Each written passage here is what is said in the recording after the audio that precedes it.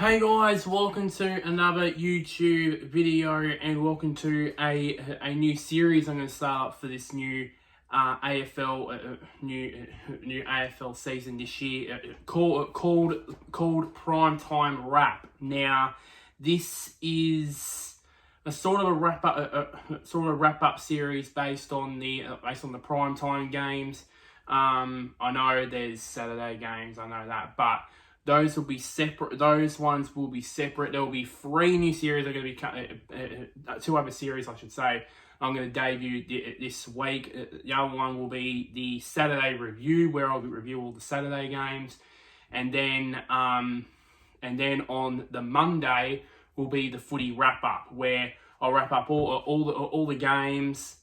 Including the Sunday games, and then obviously some of the headlines that come out of that week, come out of the round that was, so to speak. So that's going to be my sort of plan, my plan really for this footy season. I want to, get into it a lot more. Normally, zoned out by maybe at round 4 or so, but I want to get into a lot more often during the season. So let's get into it. So of course, the first 2 matches, oh boy, very contrasting matches on Thursday night and then last night as I'm recording this on a Saturday afternoon.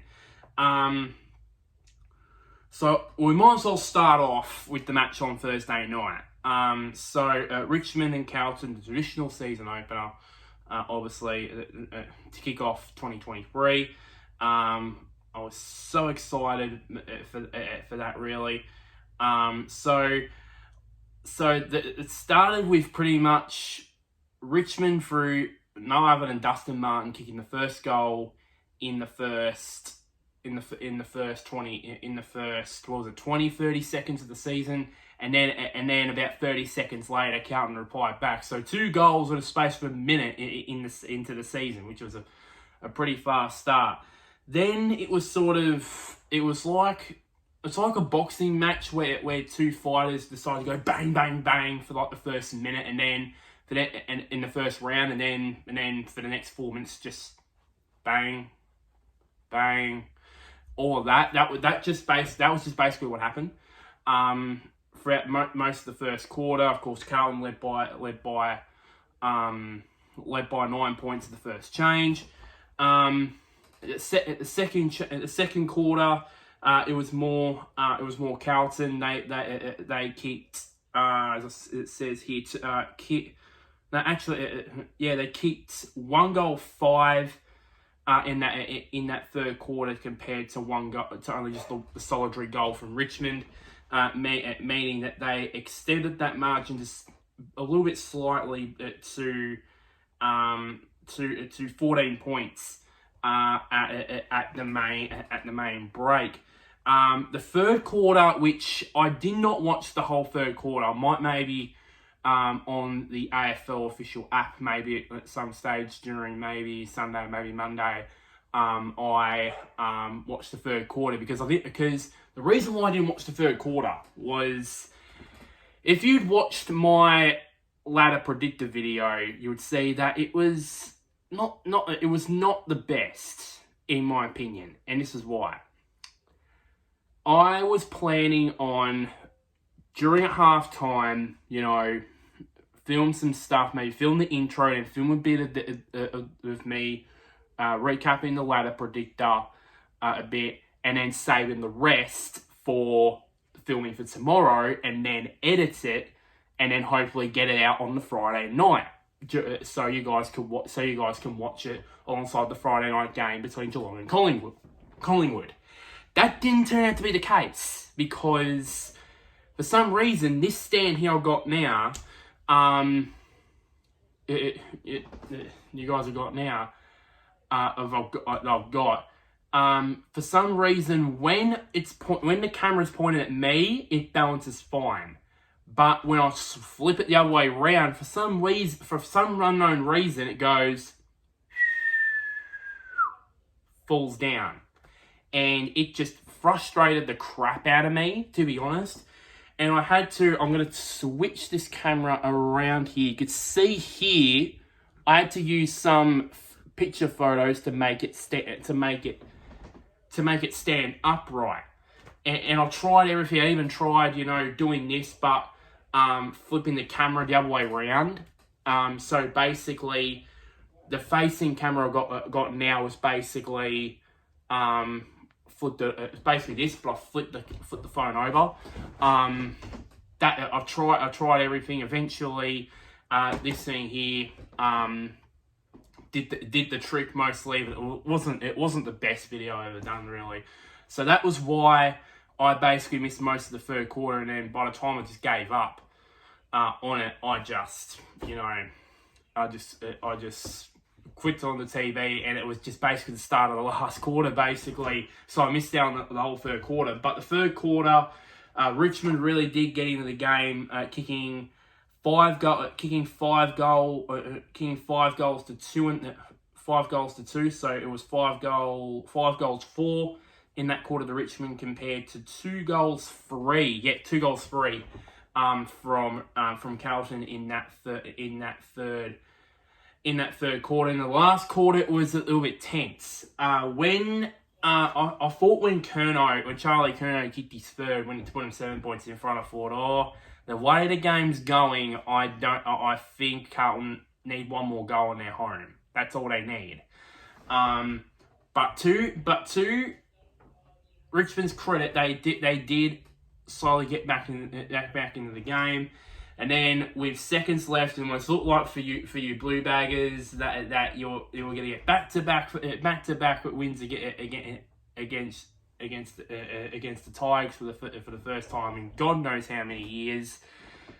One guy by the name of Tom Lynch decided to step up, clunk one, and kick the goal to tie the game with about 15 seconds left.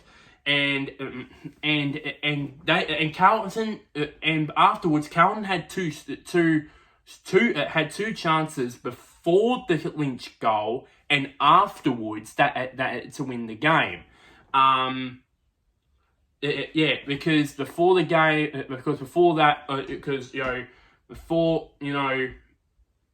got the mark, it was actually still in their 50, and I think it was O'Brien, I believe it was, who was the sub. He went from like the halfback flank or basically inside his own in his team's defensive 50, and just ran straight to almost basically towards the forward flank, and kicked it inside, and miraculously Mackay almost marked it on his knees, which was strangely put that way, but yeah. And then also afterwards, after the goal, I thought whoever gets out in the middle first has the chance of winning. And Carlton got it with 10 seconds to go, got it out of the middle. Akers, all we had to do was bomb it in long and just hope that Curnow and Mackay are on the end of it. But no, he didn't. I think I have to look at this now. I think he handballed it, when he was just outside 50 instead of kicking it long. But unfortunately, it wasn't enough. And it was a draw. The first round one draw since 2011. And the first draw between these two sides since the second semi-final of 1972, over 50 years ago. So yeah. So the other stats that come out of this. So the goals, of course, were for Richmond. Lynch with 3. Morris Rowley Jr. with 2, and then Martin Rebold and Bolton with 1. The goals for Carlton, Curnow with 3, and then Fisher, Silvani, Mackay, Owies, and Doherty with 1, with a huge bomb from outside 50. That was a big goal I think that was to put him in front, I believe it was, early in that last quarter. Richmond's best, Daniel Rioli, Tim Taranto in his first game for the club. Shea Bolton, Tom Lynch, and Jack Graham. Carlton's best were George Stewart, Lewis Young, Harry Mackay, Adam Sard, and Patrick Cripps. The leading disposal getters on the ground for the Tigers were Taranto with 32, Rowley with 27, Prestia and Martin both had 23, and Graham with 20. And then for Carlton, Hewitt led for Carlton with 28 touches. Cripps and Doherty both at 25. Kennedy with 21 and Adam Chera with 21 touches. 2 injuries to come out of the game. Both of them were for Carlton. Jack Graham injured both his shin and calf in an incident there, and then Maurice Rioli had a cut to his head, which was treated during the game. In terms of the subs, Jack Ross replaced Marlon Pickett during the third quarter, and then Lachlan O'Brien, Lockie O'Brien, placed another Lockie. I think it was a debutant in Lockie Cowan at 3/4 time. That game was in front of 88,084 people at the G, which is, I believe, the second biggest crowd, I believe, in terms of round one. Second only to this corresponding match in 2018 when it had 90,000 people there. So it was a shocking way to open the season. I was just like, I was like this for like 5 minutes after the game. For the first 5 minutes after the game, I was like, what on earth has just happened? It is an epic way to kick off the season. It was an epic way to kick off the season, really. Now switch gears to Friday night. Quite literally, switch gears to Friday night, because oh boy, it was a shootout between Geelong and Collingwood. Because it started with Zach Tui kicking the first 2 goals of the game, but then Collingwood answering back, which is basically the norm for most of the night, to be honest. Geelong led by 3 points at the first change, and with 6 goals to 5, and then they scored another 6 goals in the second quarter to Collingwood's 4 goals free for that. Excuse me.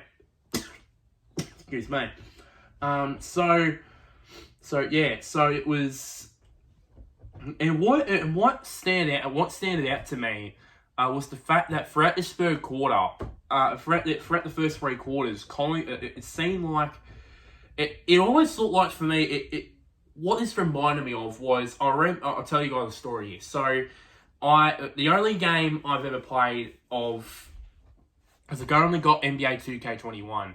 The first and only game I played, which was a few months ago, I believe, was when I played as the LA Lakers against the Philadelphia 76ers. This is back when Ben Simmons was playing with the 76ers. Throughout the first 3 quarters, throughout that game, I would pull out to a lead, let's say a 16 or 17 point lead, but then Philadelphia / the AI would pull me back. There was a few momentum swings to that game, but in the final quarter, I did lose, or my players did sort of lose the plot, and we ended up losing the game. This is what reminded me of for Geelong. They would always get to about a 16 or 17 point lead, but then Collingwood would keep up with them and peg them back. It was a little bit concerning for Collingwood when I think when they gave away a 50-metre penalty to Oliver Henry, which credit to him. I mean, he got roasted by the Collingwood players and supporters especially. Loved the celebration for his first goal. He went like that. I just absolutely loved it. I would have loved it if he would have went like that to the Collingwood supporters and maybe roll them up even more, because you guys know I hate Collingwood, so I would love for him to do that. I know it would have been a bit disrespectful for that, but it's Collingwood. You have to take everything you get. And then after he kicked his second, I believe I was like, oh, is this going to be like the grand final like last year, where basically he's kicked away in the third quarter and never looked back? But to Collingwood's credit, they slowly got their way back into the game, and they eventually cut the margin to 3 points at three-quarter time. And then it was all Collingwood from there. Kicking the last, I think it was 8 goals of the game. I was like, whoa, they kicked the first 2 goals. This is strange, really. But then it wasn't until like the 10-minute mark of the last quarter where that I realised maybe Geelong have run out of legs. And it seemed like Collingwood are now showing their fitness, really. And when De Goey kicked the goal to put in 4 goals in front, I thought it's over. It's over. With about 3 minutes to go, it's over. It's all over. You can't kick 3 goals in a space of 4 goals in a space of 3 minutes. Only Melbourne in 2021 can do that. Other than that team, no one will kick 4 goals in 3 minutes. No one can. So yeah, but they did have a few scoring shots late, but in the end, Collingwood won the game by 22 points in a game that had if I can do a bit of math here, game had 35 goals in that game. A couple of facts in this is it's the first round 1 game since 2016 where both sides scored over 100 points, and also, which nobody has realised, it is the earliest since 2013 that in a season that had a match that both sides scored 100 points. The last time was in 2013. It took until the 3rd match of the season for that to happen. So yeah. So is this going to be the norm? Is this going to be the norm? I'll get into some of the statistical things about this match in a second. But this is what I want to see from AFL this year. I don't just want to be repetitive where I want every single game to be low scoring, or on the other side of things, every game to be high scoring. Have both teams score 90 points, yada yada. I want an even spread of low scoring matches where both sides score 60, 65 points or 70 points, and then even the odd match where just like the Carlton Richmond game where both sides scored under 60 points. And then there will be a game like it was last night where you have both sides score over 100 points and both of them score 15 goals plus. That's what I want to say. If there's all games, I think if you have all games that would have low scoring matches, everyone will criticise for it, say it'll be repetitive. If you had all matches be high scoring games, it'll be the same thing. Everyone would say, oh, it's too repetitive. So I would love an even spread of, thumping teams that get thumped. Well, obviously North Melbourne, West Coast, and so on, they're going to get thumped, obviously. Then competitive games where both sides score a low scoring game when both sides score under 60 points or under 70 points. Then there's the high scoring games where both teams score over 100 points or score over 90 points. That's what I want to see. I'm expecting probably more high scoring games because there was a lot in 2022. I hope there's going to be more games like Friday night, hopefully, because it'll be entertaining for us neutrals. So yeah. So now the stats, obviously, to this one. Geelong's goals, I believe there was 20 goal kickers in this game too, mind you. So let me list this off here. So Geelong goal kickers, there's going to be a lot here. And Tui with the first 2 goals. Both of them were the first 2 goals in the game, as I said earlier. Tyson Stengel with 2. Gary Rowan also had 2. Oliver Henry again, had 2 goals. Hawkins, again, had 2, and Cameron, again, had 2. And then Smith, Holmes, Dangerfield, and Atkins all had 1 goal each. And then Collingwood, you had Hill, you had Bobby Hill in his first game for Collingwood, had 3 goals. Jordan De Goey had 3 goals and 25 touches, which is probably one of his best games. And even some people saying maybe that could be a catalyst for maybe a shot, maybe a smoky for the Brownlow. Maybe it's a bit far-fetched, but I hope he strings together games like this. Tom Mitchell with 2 goals in a very different role. I think Collingwood have got a different role with him where normally with Hawthorn they just want him to just accumulate touches, or for some critics say soft touches, like no impact whatsoever. Now he's at Collingwood. Now that they've already got some of these guys that are accumulating touches in the Dacos brothers, for example, that would be open to. I think what Craig McRae would have said is basically, Tom, after you can accumulate your touches, but you can also go forward as well and kick goals, which he didn't normally do when he was at Hawthorn, and I don't think he did that at Sydney as well when he was there a long time ago. I don't think so, but yeah. So he kicked 2. Myercheck with 2. Reef McInnes, the sub, we'll talk about him later, kicked 2 goals.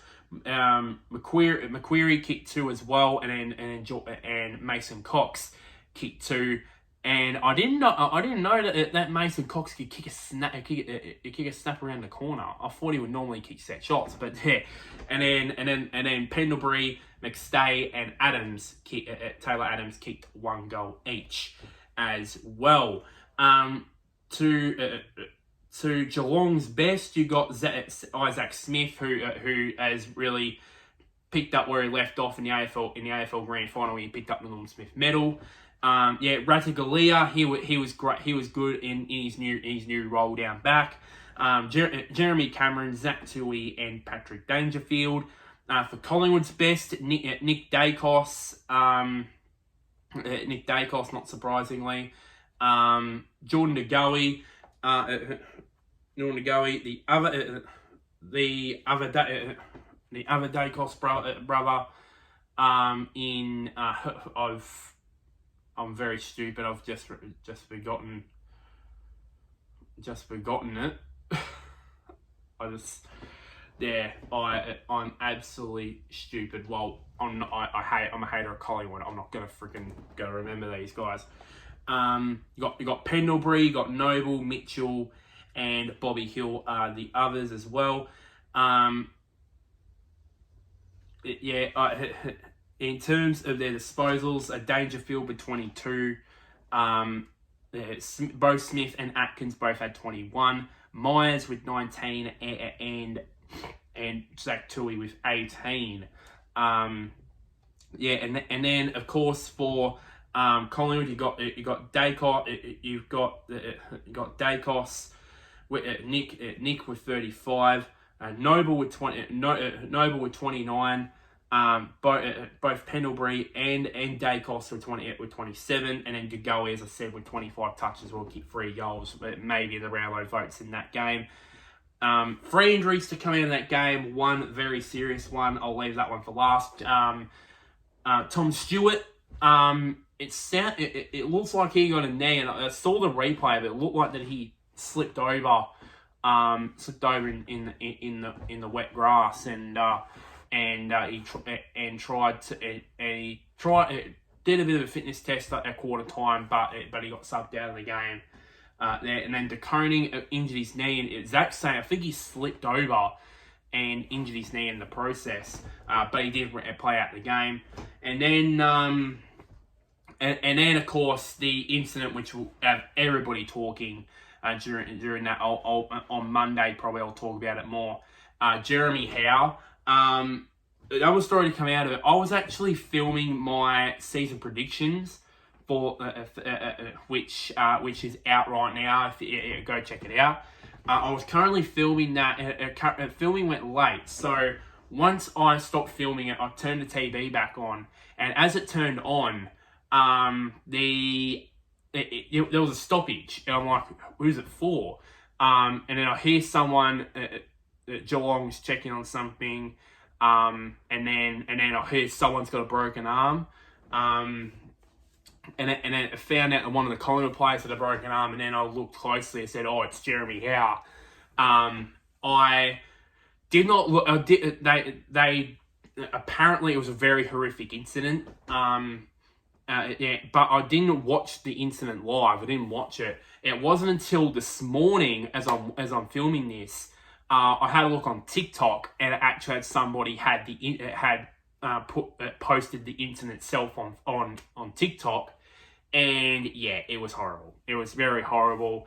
It was a very horrific arm injury from Howe. He's definitely going to be out for a long period of time. And yeah, it was a very horrific incident, and one of the, apparently it says one of the most horrific incidents probably in modern history of the AFL.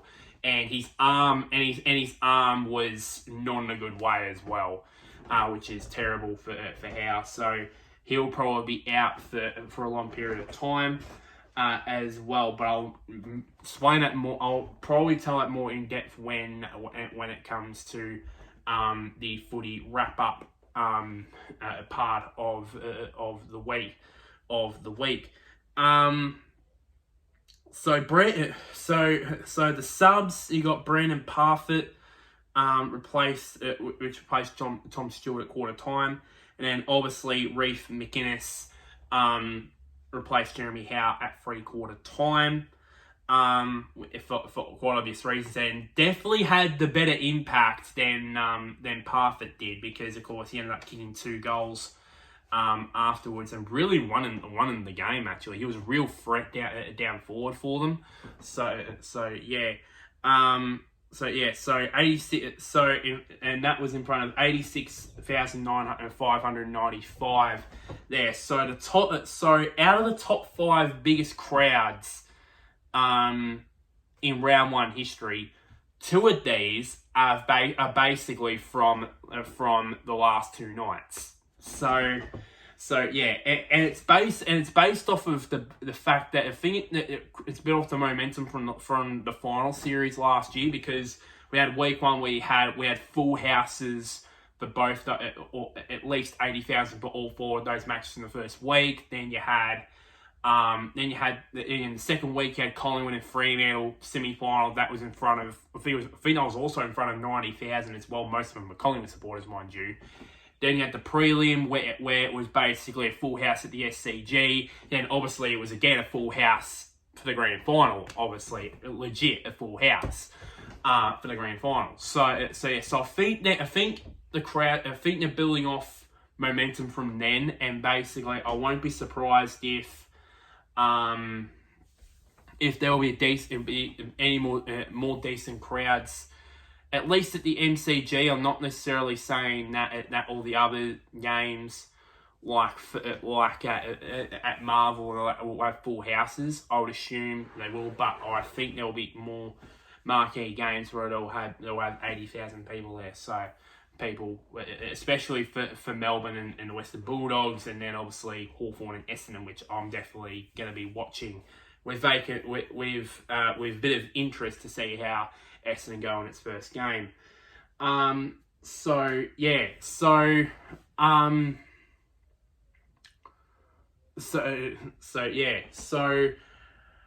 that is just about it for this prime time wrap on the Thursday night and Friday night games. So like this video, share this to anybody who is a Richmond fan, or a Carlton fan, or a Collingwood fan, or a Geelong fan. Comment down below what do you think of this series, and plenty of advice about how I go about things here. And I'll just any or your thoughts just will be very appreciated. And one last thing, somewhere down there, somewhere. Click on the big red button which is labelled subscribe.